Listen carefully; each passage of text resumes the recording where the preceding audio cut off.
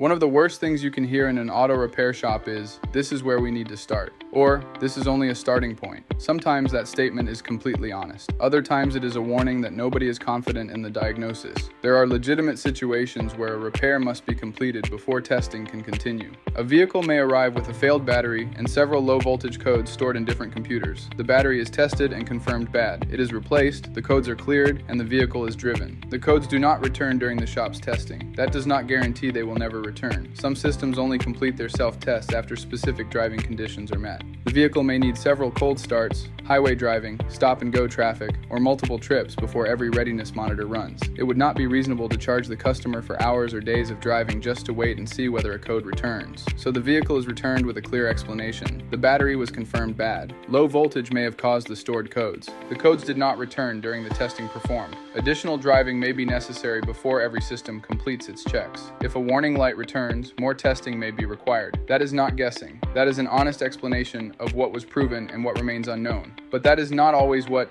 "this is where we need to start" means. Sometimes the technician is guessing.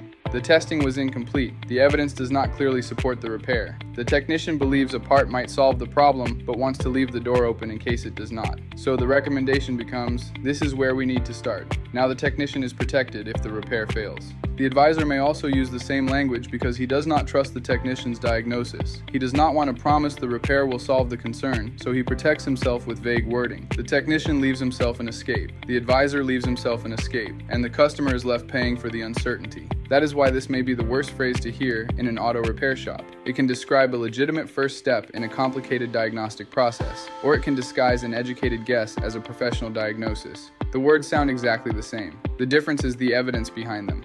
A professional shop should be able to explain what was tested, what failed, why the repair is necessary, and what remains uncertain. We confirm the battery has failed. The low voltage may have caused the other codes. After replacing the battery, the codes did not return during our testing. The vehicle will need additional driving before every system completes its self-tests. If a code returns, we will use that new information to continue testing. That is clear. That is accountable. That is very different from, "We think this part might fix it, so this is where we need to start." Customers understand that vehicles can have multiple problems. They understand that some failures can hide others. They understand that no technician can predict the future. What customers should never be expected to accept is paying for a guess while being led to believe they received a diagnosis. "This is where we need to start" should never end the explanation. It should start another one. What did you test? What did you prove? Why must this repair happen first? What could still remain? And what happens if the concern returns? If the shop cannot answer those questions, then "this is where we need to start" probably means exactly what the customer fears. We do not know what is wrong, but we want you to pay for our first guess.